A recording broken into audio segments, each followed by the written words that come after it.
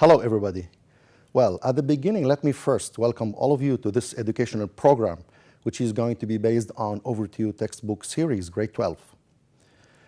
Before the break, I'd like you to get ready. So prepare your books. Make sure that your notebooks are next to you.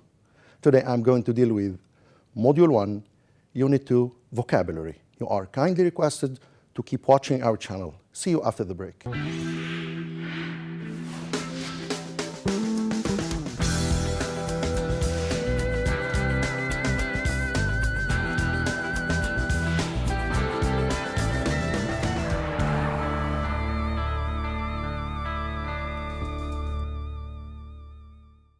Welcome back to our virtual infinite educational program. As I said a minute ago, I'm going to deal with vocabulary, which I guess one of the most compelling elements and one of the basic sub-skills if you want to learn any language. Before dealing with vocabulary, I'd like to deal with something that which is in your interest and something of utmost importance for you, which is types of questions and their distribution among the 4 vocabulary tasks that you are going to see in your quizzes as well as in your exams all along the whole academic year. If you have a look at this graph here, you can see vocabulary, and we have 4 bubbles in which we are going to distribute the types of questions that you are going to see in your exams. The first component of the 4 components that you are asked to deal in your quizzes and in your exams is the multiple choice task, which consists of 1 stem, and you are given 4 distractors. You are required to choose whether A or B or C or D. The second one is called gap filling. You are given a certain number of vocabulary items. Generally, they outnumber the number of the gaps that you are given, and your task is to put every gap in every word in its convenient gap. The third task is what we call in English sentence construction. You are given some words. Okay, you are going to use every word in a very simple and manageable sentence. The last task is word definition. You are given a sentence in which you find an underlined word, okay, and you are going to choose one definition that suits the word. Now let's move to the types of questions that you are going to find in quiz. In the quiz, you are going to deal with multiple choice exercise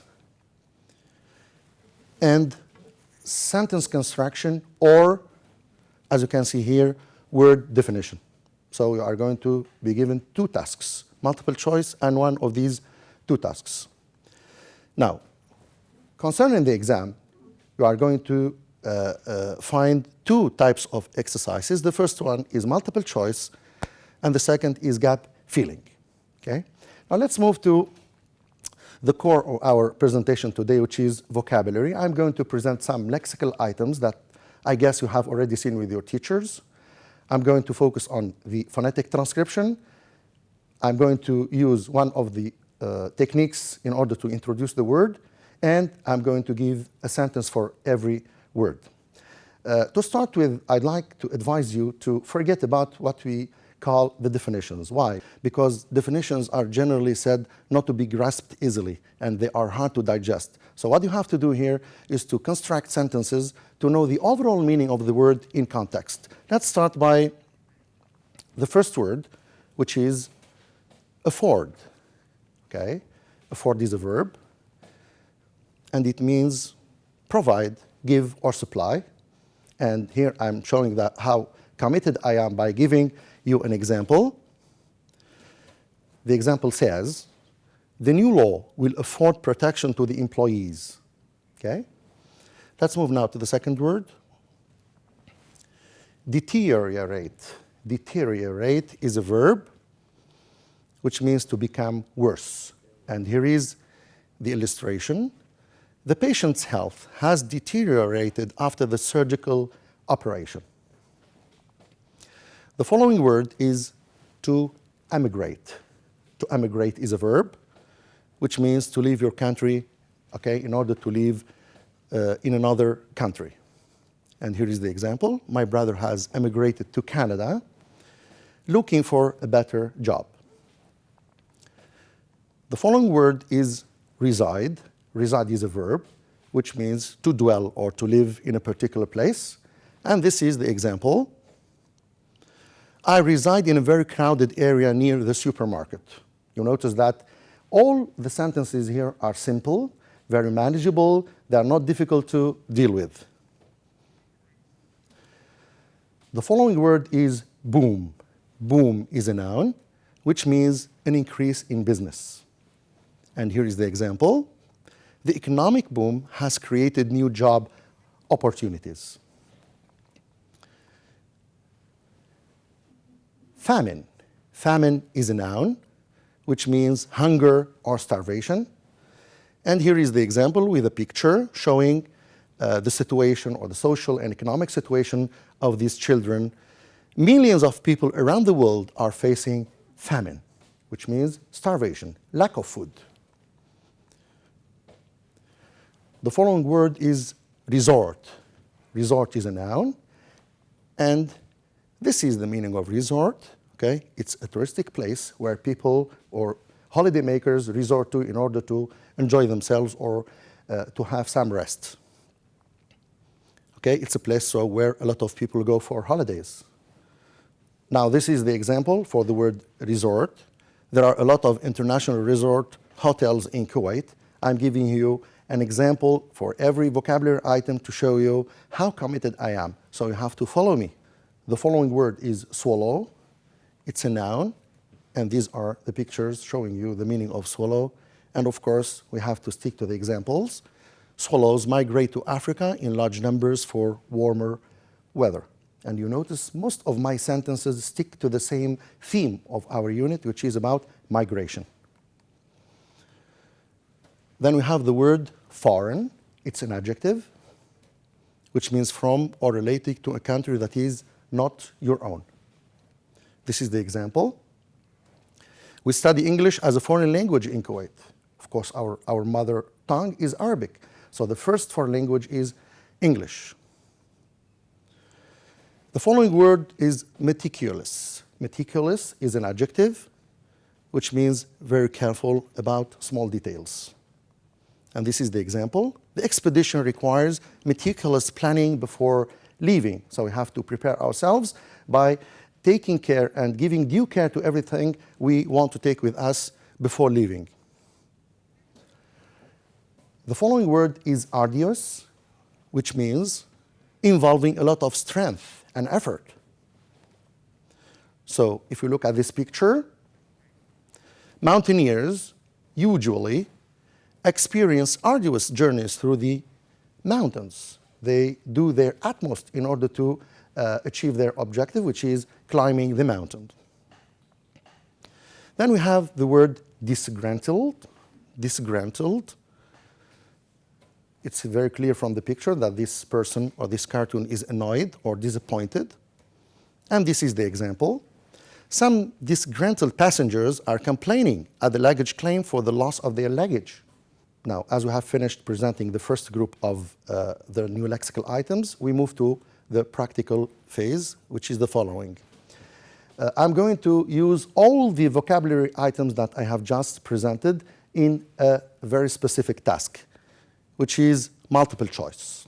Okay? Now we are going to see only the vocabulary items that I have already presented in order not to forget. Now, to prepare for the multiple choice question, consider the following tips. I'm going to advise you, okay, and give you some of the strategies how you deal with the multiple question in order to get maybe full mark. Hoping so. First of all, you have to study carefully before the exam. Okay? I don't like you to be what we call in English a typical student or typical learner. I advise you to be a motivated learner who prepares himself on a daily basis. Don't leave your material to be revised 2 days before the exam, and don't put yourself in critical situations. It's better for you to get prepared, okay, all along the days before the exam. Now, the item B is about understanding the meaning of the word. So make sure that you understand the meaning of the word or the new lexical item before the exam. C, you have to read the stem carefully. The stem is the sentence that precedes the distractors A, B, C, D. You have to read it carefully in order to understand the overall meaning of the sentence to be able to answer the question. D, it's better for you, and one of the advisable strategies that always keep telling our students to do or our learners to do is to cover up the options and try to anticipate the correct answer. If you are ready enough, you can do that. Then you have to check your anticipation by uncovering the options. Okay? After guessing the possible answer, you can check it, you can go back to the distractors and check your answer. After that, you have to start with the easy steps. If you have 4 sentences, you are not obliged to start to answer sentence number 1. You can start by sentence number 2 or 3 if it is easier. Okay, we move now to G. Check that you have answered all the questions. Okay, before you submit your exam paper, or before you give your exam paper, try to check that you have answered all the questions. Now let's move to the practical phase. Here is a task that you are required to do. Choose the correct answer from A, B, C, and D. Living in England, you have a blank. Me, the opportunity to improve my English. Okay? You notice that all the distractors belong to the same part of speech. Emigrate, decimate, deteriorate, afford, all of them are verbs that are put in the simple past.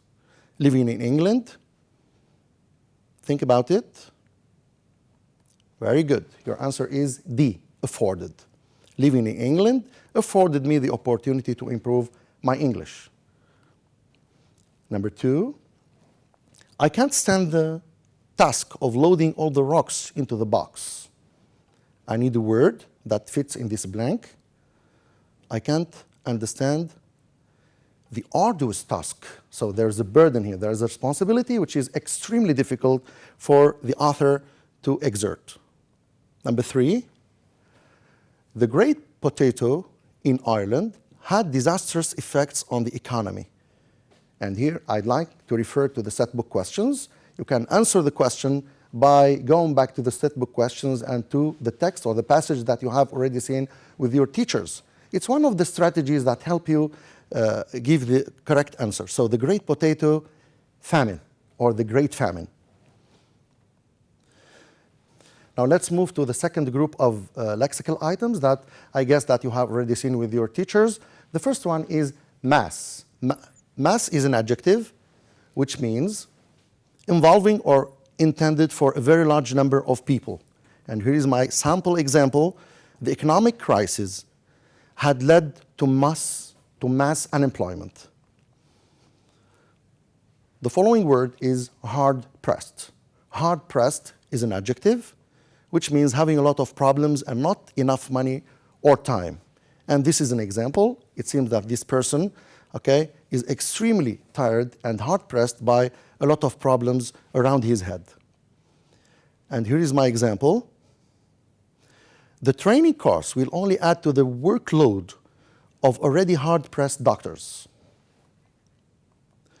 Now let's move to the following word, migrant. Migrant is a noun, which means someone who goes to live in another area or another country, especially in order to find work, or due to other maybe natural disasters or any other reasons. This is my example. Most of the factory work is done by migrant workers. This is another word. The word says decimate. Decimate is a verb, which means to destroy a large part of something. And this is the example. The population has been decimated by the disease. Then we have the word nervously. It's an adverb from the adjective nervous. It seems that this person is nervous. And this is the example. The criminal stood up nervously when he was indicted for the murder. Now let's move to the second type of questions in your quizzes and your exams. I'm going to use all the lexical items that I have already presented in it. It is the gap filling exercise. Of course, we have to know some strategies how to deal with this kind of exercises. In this task, you have to fill in every space with an appropriate or suitable word from a list. You always have more words than gaps. For example, if you have 4 gaps, you are going to be given 5 words. First of all, you have to check the meaning and the part of speech of every word in the list. This is very important. You have to know the part of speech of the word. Why? Because you are going to be given different gaps. Every gap requires only one part of speech. If you use a verb, you will not use it again. You have to move to a noun or an adjective or an adverb. B, read the part of each sentence carefully before and after the space to help you choose the right word. And here I refer you to the boundaries of the word. You have to see whether this gap needs a verb or a noun or an adjective or an adverb. Then start with the word you know and tick them off, cross them out from the list so you know which ones you have used, okay? Don't rush, okay? If you write a word in the wrong gap, then another word in the exercise may be wrong too, which means if you make a mistake, automatically there's another mistake. E, look for grammatical clues or cues for example, part of speech. Check your answers carefully when you finish to be sure that you have not left any out by mistake. Now let's move to practice number 2, which is gap filling. Fill in the blanks with words from the list below.